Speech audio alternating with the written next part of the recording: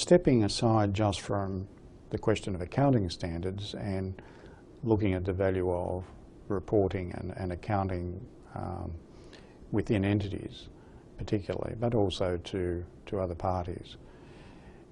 If, for example, you are a smallish proprietary company, you're not required to lodge financial statements, what should you be doing about your own accounting and reporting within your own sphere?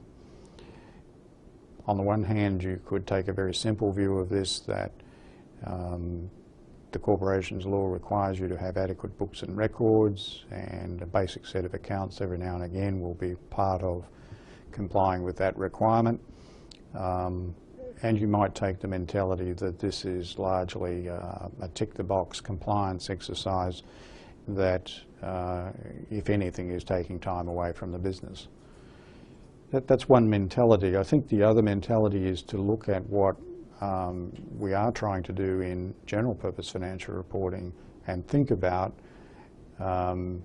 what can be learned from that and how useful it might be within a business. For example, financial instruments are thought to be a very complex part of general purpose financial reporting, and they can be. It is possible to have some very structured, difficult, sculptured circumstances in which determining the correct accounting is quite difficult. But the basics of that area are things that I think any business would need to think about.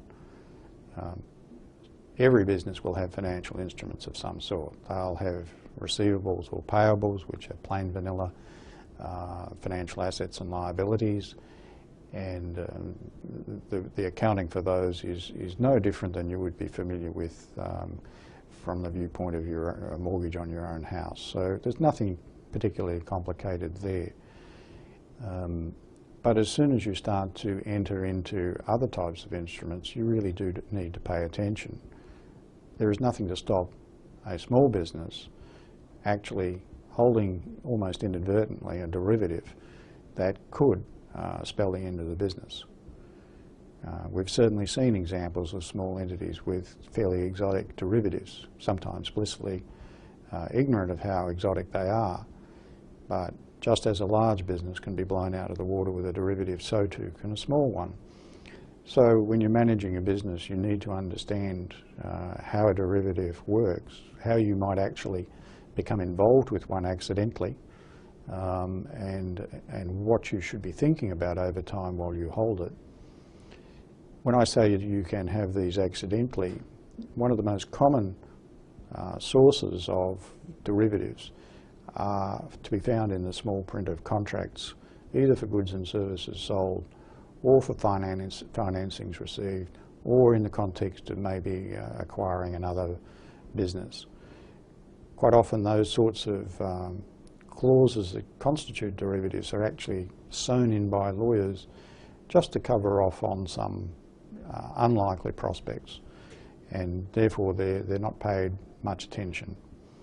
Well, at the other end of life in the large companies, those same sorts of clauses were the clauses behind why banks have got enormous problems with credit risk derivatives that previously were thought to be the source of a lot of money and no risk. They turned out to be anything but riskless.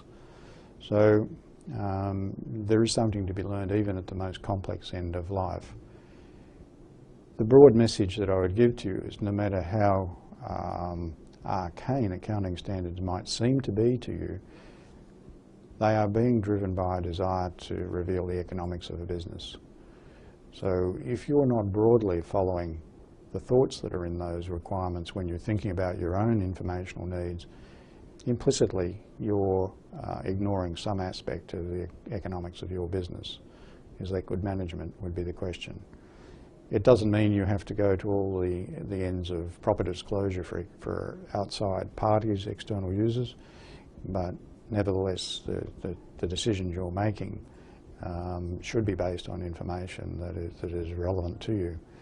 And there will not be too many parts of the core of individual accounting standards that are not relevant to that thinking.